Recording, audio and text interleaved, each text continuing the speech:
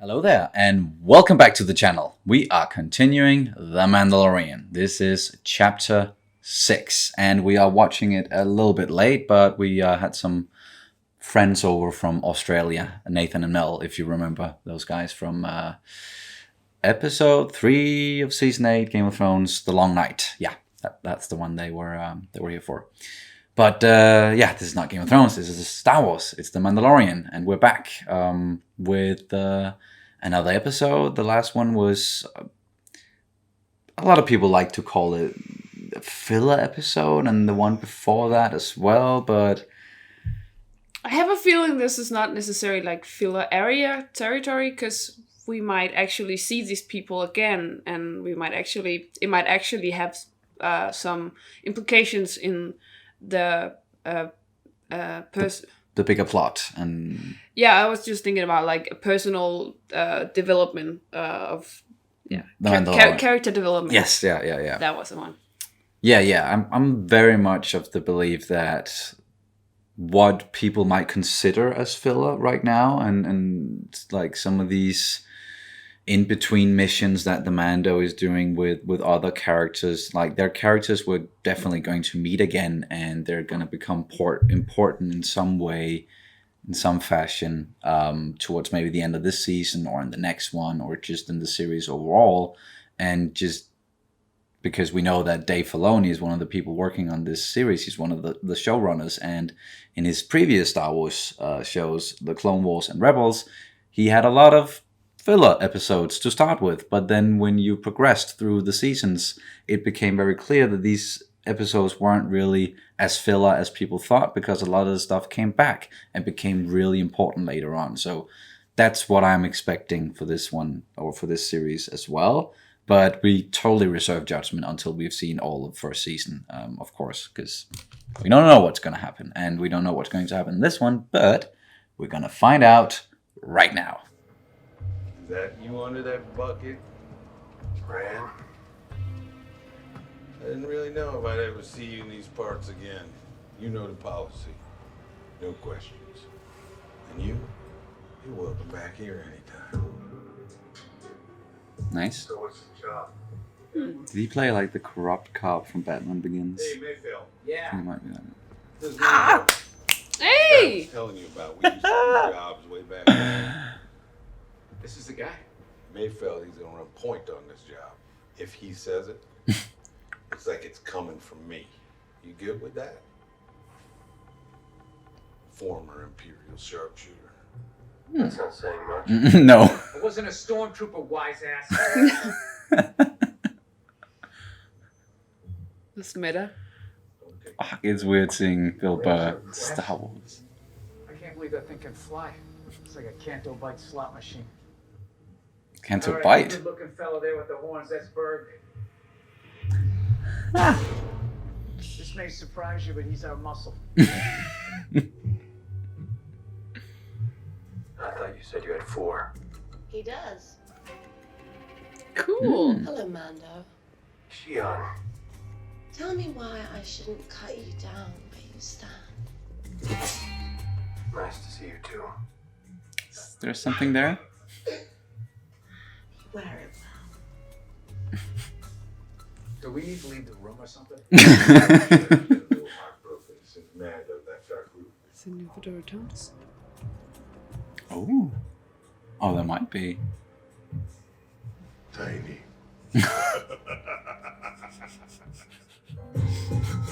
Come at me, bro. Nice. Alright. So now he has to like prove himself, right? The prisoner. Yeah, amongst this group, maybe. Some of them knows that he's good with weapons and all. That's a New Republic prison ship. Oh. Man wasn't taken by a rival syndicate. He was arrested. So what? Shit. Job is a job. Could have much better ships. Why are we using this one? Because the Razor Crest is off the old Imperial and the New Republic grid. Ah. It's the ghost. Sorry guys, we had to pause it real quick because there were just too many like familiar voices and faces going on there, so we just had to look up like who's playing who here. So We got Richard Awadi playing the droid. Fuck yes, he's in Star Wars as well now. 'Cause, like, you could hear it. Like, if you've ever seen anything with Richard, or like something like the Big Fat Quiz, Or IT crowd. the IT crowd, obviously, then you'll know his voice, and that was very recognizable. Then we got Bill Burr, of course, and then we got Natalia Tina, and she played Tonks on Harry Potter, in the Harry Potter movies, and she played Usha on Game of Thrones, and she's the Twi'lek. So another actor we definitely know. And then we got the big horn guy, Clancy Brown, and Mark Boone Jr., who's playing Ransa, the guy the Mando's talking to. And I said something about...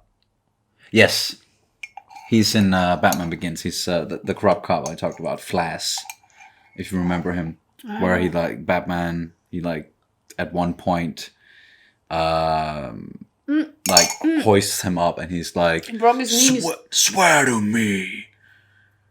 No, was he a cop? I'm sure he was a cop, wasn't he? Like he was a corrupt cop who was helping Falcone like move the drugs and stuff in Batman Begins.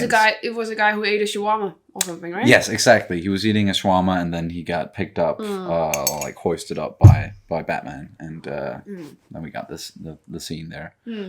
So yeah, sorry guys, we just had to look it all up because there was just too much going on there. Let's get back into it. This is real interesting. Yeah. Yep. I'm intrigued. One question though. Where's the kid? Did you leave him on the ship again, Mando? Like, I thought you learned that was not a good idea, but okay. It's good. It's not possible, even for the crest. That's why he's flying. Mm-hmm. Mando, I know. My response time is quicker than organics, and I'm smarter too. All right. Okay, now I can really hear it. Forgive the programming. It's a little rough around the edges.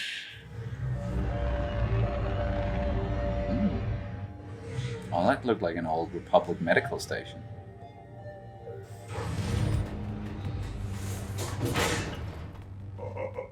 That was a quick restart. Well, I think he got most of them back from the Jawas. Yeah, no.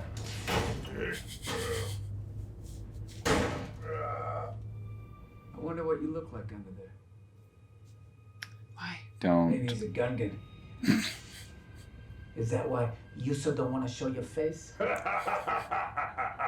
ever seen his face? I'll do.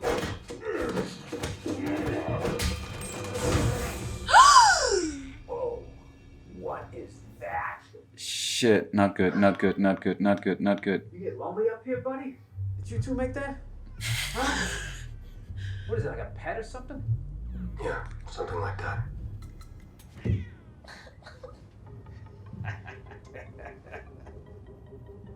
Dropping out of hyperspace now. You guys are joking around too much. It's gonna be the death of you. Engaging coupling now. Jesus. Guys, Not strap the in. baby. It's me? Always you.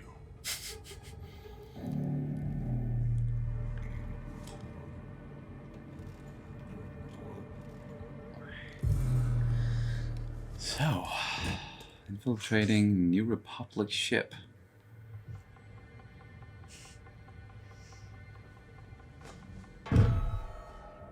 All right, we're on the clock. I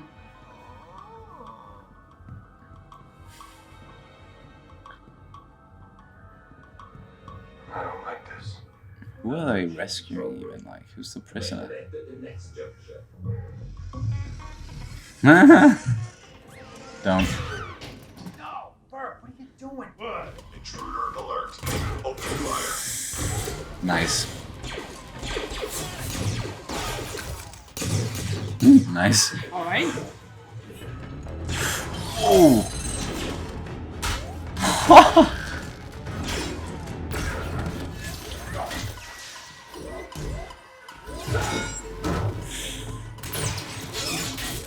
Fucking help the guy. Oh. Oh shit.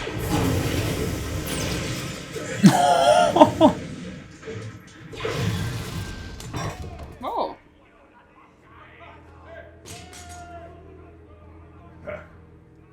You impressed now? It seems your presence has been detected. Redirecting security alert. Oh shit. Position. Put down the blasters right now. Nice shoes. Put down your blasters. Oh. Whoa, hey. Put that down. Come on. Easy. Put it down. Now! Nobody has to get hurt here. If you let us go about our job, you can walk away with your life. No, we won't. Stop it. Stop. Realize what you're gonna bring down on us. Get that blaster out of my face, Mando. I can't do that. Oh, guys. Blaster out of my face, Mando! Don't.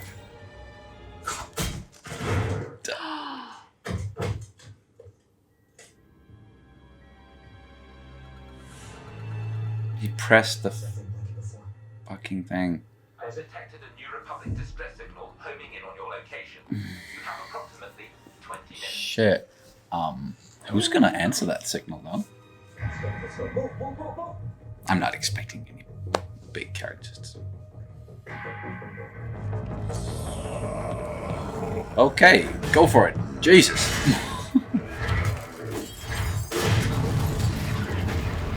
Wow. Okay. Okay, the muscle indeed. Damn. Eh.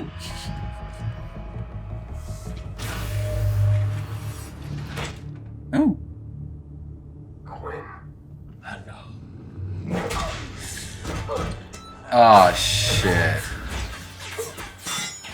You deserve this! Let's go!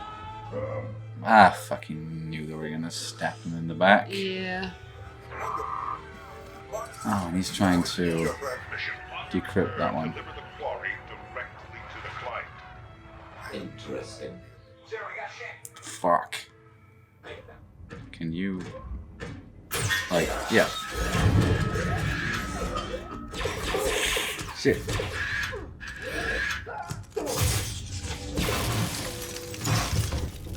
that help? Oh, he just needs the arm. Yeah. You have a potential problem. He has escaped. I told you we should have ended I him. know.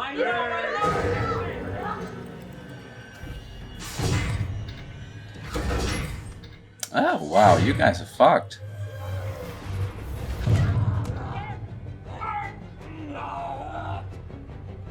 Zero to Mayfeld. Mayfeld, do you copy? It seems comms are no longer functioning. Therefore, you cannot hear me. Why? You're on your own. Why do you feel the need to say that? Hey. Don't you dare. Serious. Hey, wait. What about your sister?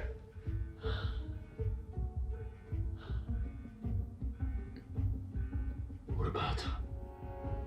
Alright. Shit. Nice family. Yeah, fuck. I'll see to it you get triple share. Better be good for it.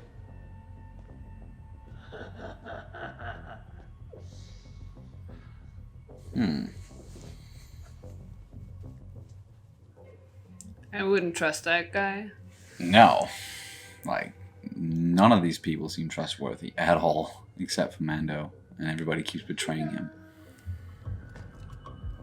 Oh, he's got an E3 blaster?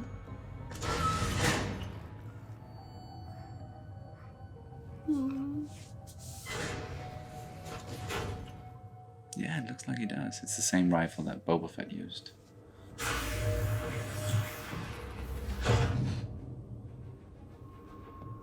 It's a trap.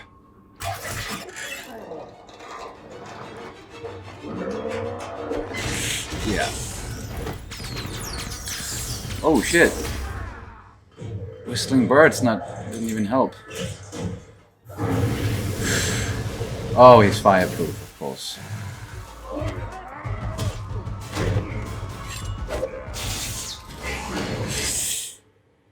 Ugh! That What? did not do the trick. Holy fuck, there's a...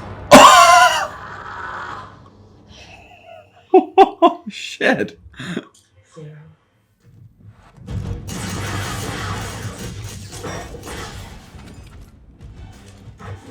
Okay, it's not half bad.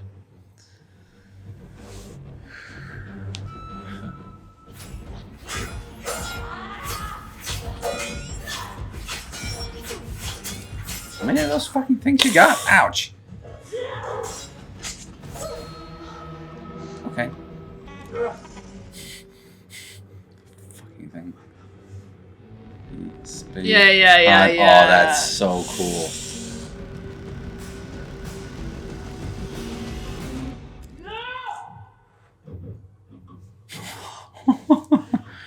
Just taking them out one by one, fucking Predator style. Yeah. You killed the others. They got what they deserved. I'm not sure he killed them though. Except for the first guy. You were hired to do a job, right? So do it.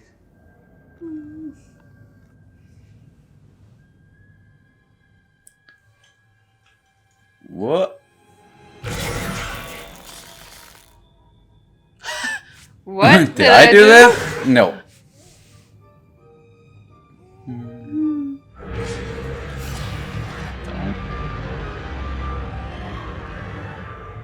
Okay, so what did you do? Maybe he's returning them all, saying here's your shit. Yeah. So. 30 others. No questions asked. That's the policy, right? Yeah, that is the policy. Kill him.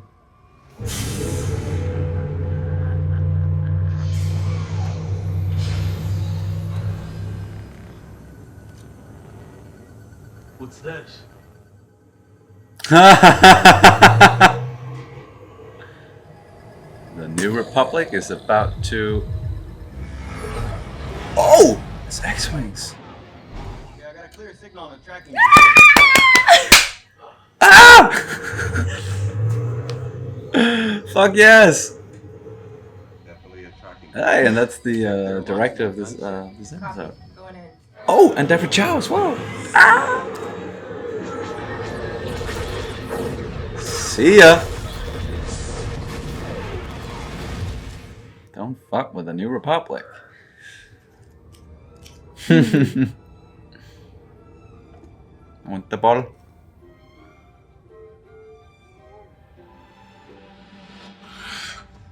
Yeah. Yeah. He didn't even kill that guy. He just Took off his horns. squished him and took off his horns. Oh.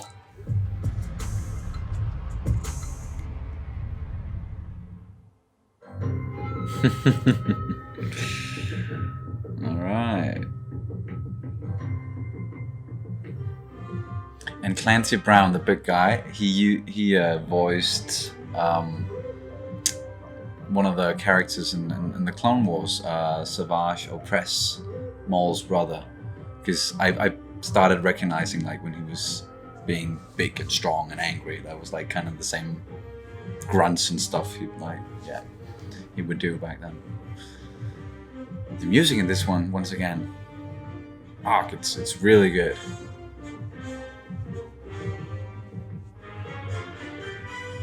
He's really good at building tension with the music too, I think. Dave Filoni, Rick and Deborah, fucking the directors of a lot of the episodes were the X-Wing pilots. I fucking love that. So that was Chapter 6 of The Mandalorian, The Prisoner. And I actually really enjoyed this one. It was kind of like we predicted maybe that was going to be another sort of standalone adventure. And this one is like what these, as I said, standalone episodes in a way. Some might call it filler. But what these episodes or chapters are doing for me, at least, is just so far just reaffirming that, okay, the bounty, like there's the bounty hunter's guild out there, and like the stuff that he's been doing, like it's catching up to him more and more. This one maybe like the least so, because, well, it was still like his past, like catching up to him, or like his past coming back to haunt him in a way. But it was not a past that we had seen before. Like we didn't know any of these characters, but they had a bone to pick with him apparently, because he left this dude behind on a mission a long time ago, and now he and his sister and the rest of the crew kind of wanted revenge or something. Like they were gonna backstab him no matter what because of something he did in the past. So that's what I'm getting from a lot of, like, from these episodes, is just the past catching up to him, and him like going back to places where he maybe used to be able to get work and find friends, if it's like this guy, or in Tatooine, lay low on planets that he would usually be able to lay low on, like with the one with Cara Dune. Like it's just, he's running out of options now. So I'm fairly certain that when we get to the next episode, and definitely the season finale, then we're gonna get back to, well, the main plot, like with the Empire, and what the fuck do they want with this 15-year-old baby, referred to as the kid or Baby Yoda still, but that whole plot is what I'm expecting them to go more into, like in these next 2 episodes. And the next one is gonna be directed by Deborah Chow, who she's still, the chapter 3 is still my favorite so far of the season, I think. So I'm obviously looking forward to when she's directing another episode. And then we got the last one directed by Taika Waititi. And I cannot wait for that. Yeah. So, yeah. What about you? What did you like about this episode, or what didn't you like about it? I'm actually a little bit sad because I think they've got some very big actors, or like, for me at least, known faces. Yes, and voices. Of course, I don't know this Ismail who played the prisoner. Yeah. But at least that, what was it called? Boone something? Huh? Oh yeah, Mark Boone. Yeah. Jr. So Mark Boone Jr., he's also like a known face somehow, and Yes. also with Richard Ayoade. And it's just I think it's a little bit sad because I think they were killed off in this one, and it's just I think it's just because I want to see more of them because I like them, and I think they're especially Richard Ayoade because he's He's so much fun. Yeah, And he's fun. And he's like, he's just his demeanor in general. He's kind of robotic, and It's perfect for that role. he was perfect for that Yeah. role because he's very and has a very dry sense of humor, like a really dry sense of humor. That's what I really love about him. He's so fucking dry. It's amazing. And so that's why I'm just a little bit sad that we won't see him again. And yeah. but I think with the way they have set up the episode so far, it's like we are exploiting kind of like the different. We are introduced to a lot of people that is gonna help the plot at some point. Gonna come back at some point. Yeah, and I don't. And once again, I don't see these as like filler episodes. I see them like Always. every time. So I see these episodes more like a continuous story. And it's like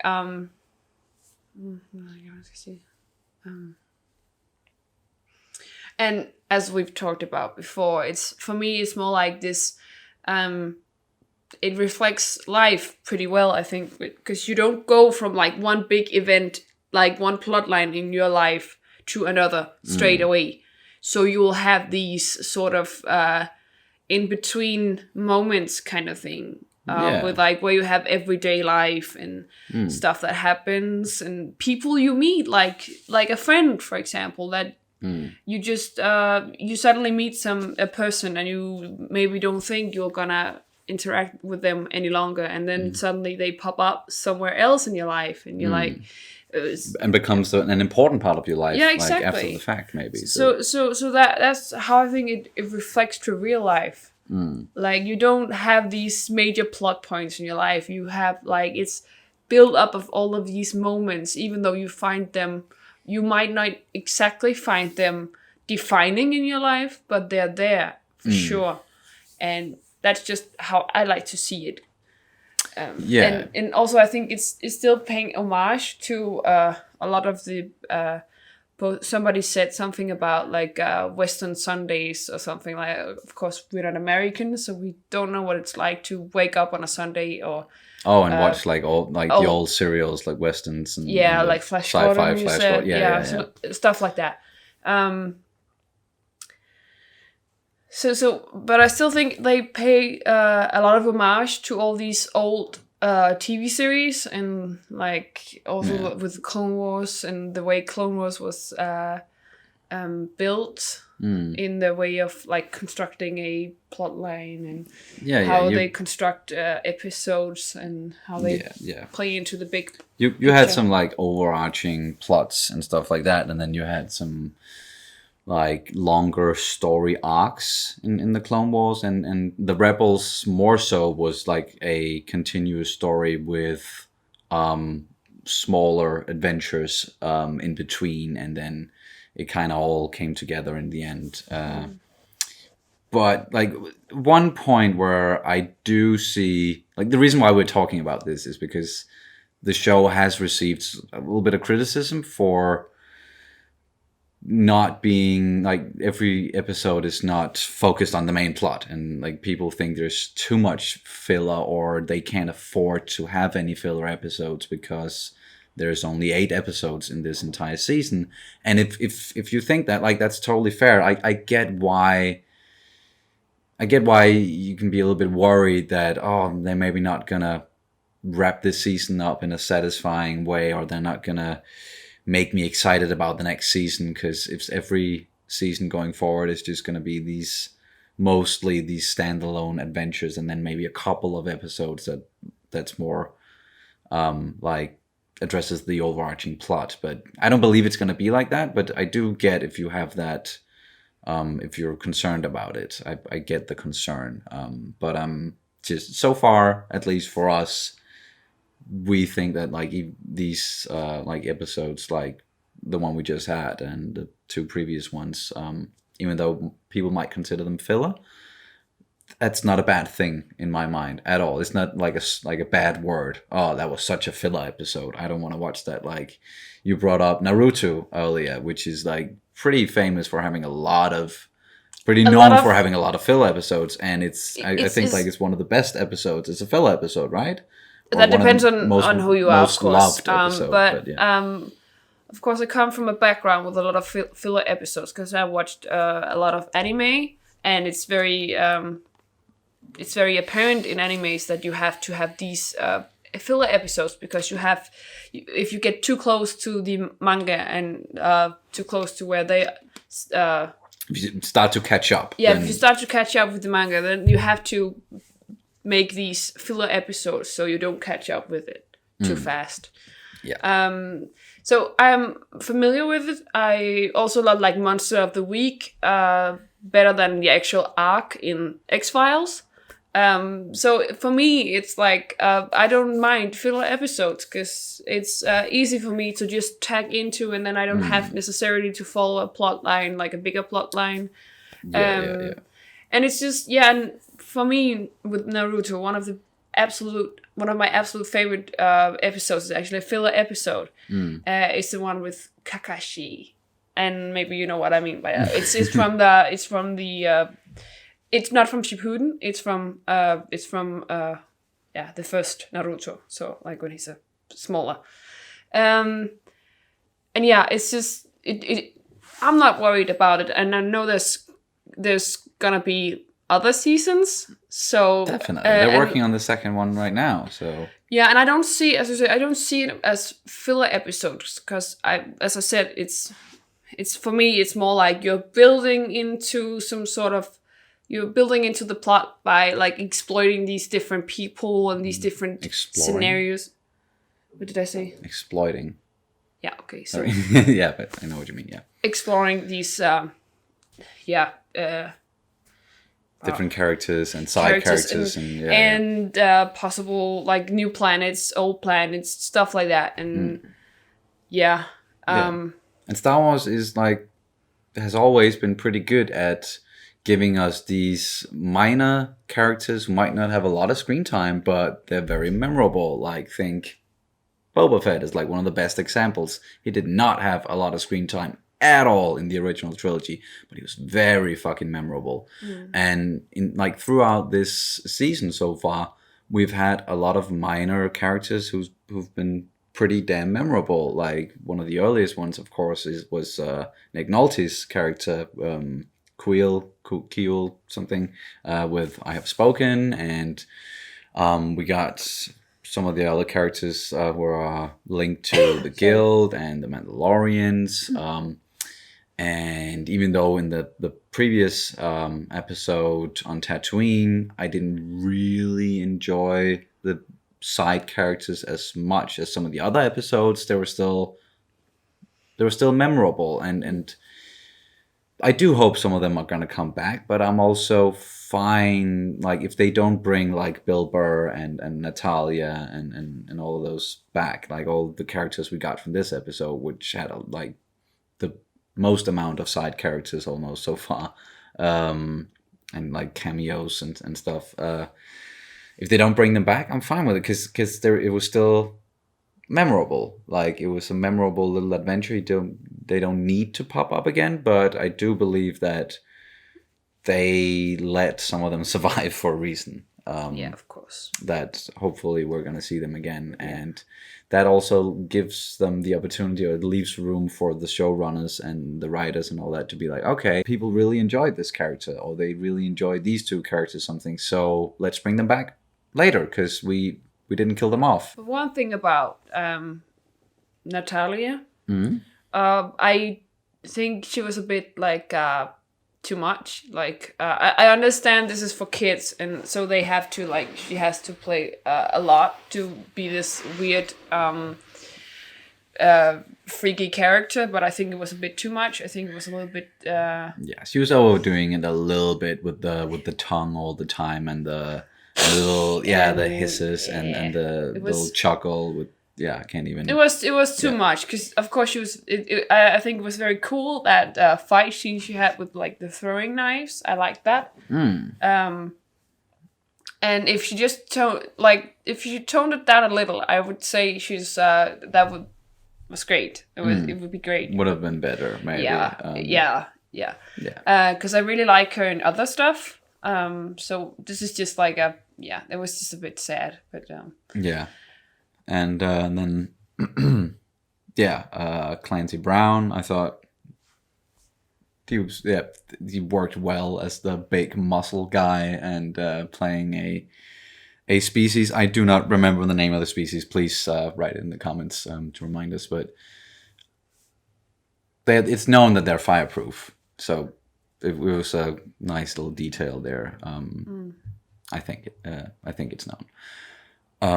It is known. It is known. But yeah, he survived, and then Bill Burr, my man, because that was like the one big cameo, or the one big guest appearance that I was looking forward to the most in this season, only because I'm a big fan of his stand-up, obviously, and I really like F for Family as well, and his podcast and all that. So I was very interested in seeing like how is he gonna fit in, because even though I like him a lot, he's just, if it could be a case of with like some of the other characters in the previous couple of episodes where they kind of took me out of it, and it didn't really seem like they maybe belonged in the Star Wars world. But I bought him in this one, and I liked his humor and his sarcasm, and like his it worked well. It worked surprisingly well. One thing that I really like about Bill Burr is that he still has this accent. He has a very distinct Massachusetts accent, and I don't know why, but I just love that. Massachusetts Boston accent. as well as like with New Jersey, and also sometimes like a Brooklyn accent even. Yeah. I don't know. Whenever he talks, it's just yeah. Yeah. And it was just he just worked surprisingly well for us in this episode. I actually think one of the things I liked the most about this episode was the music, because it was a little bit more like guitar heavy. In this one, Ludwig Göransson, he deconstructed like the Mandalorian theme and played it in a different way, and it just worked. Everything just worked for me. And as you said, it's like he's amazing at building suspense with the music in his own kind of way. And then we had like a drum sound, I think it was, at certain points where to get like a plot thing through, he used like musical cues. Yeah. But I think the music was a big character in this one. It was a big part of the episode, because location-wise, we were like on one type of interior in a space station, and then the Mando's ship, the Razor Crest, and then another sort of like interior in a space station ship kind of deal. And it wasn't as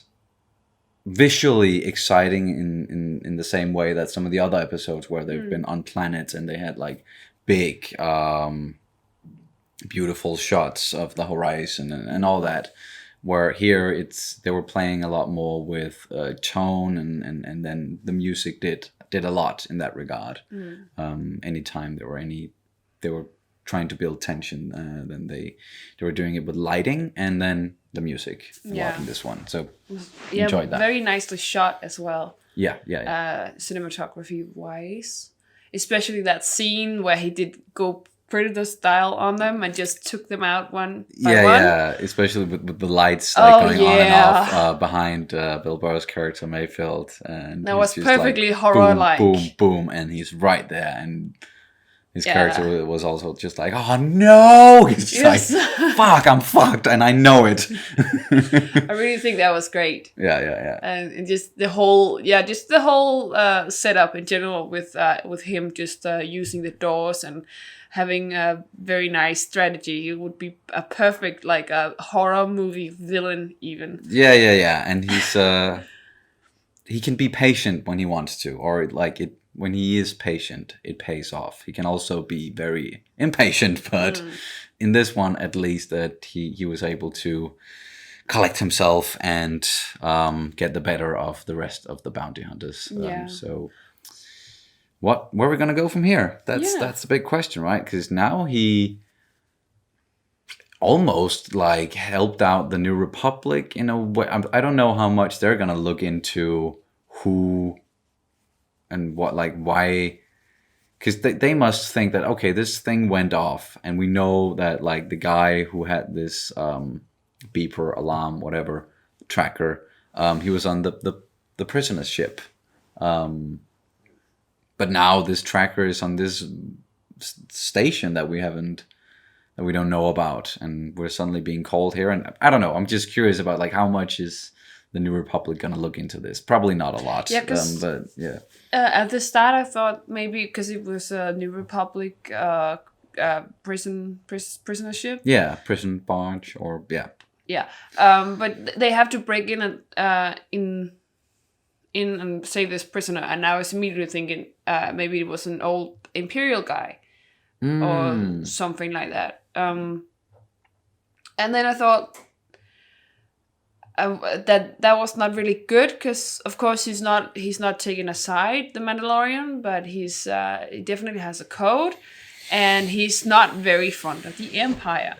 No. So I just with good reason. Yeah, of course it's not about that, but it's just like I was a little bit afraid that maybe he would side with the. No, of course he wouldn't side.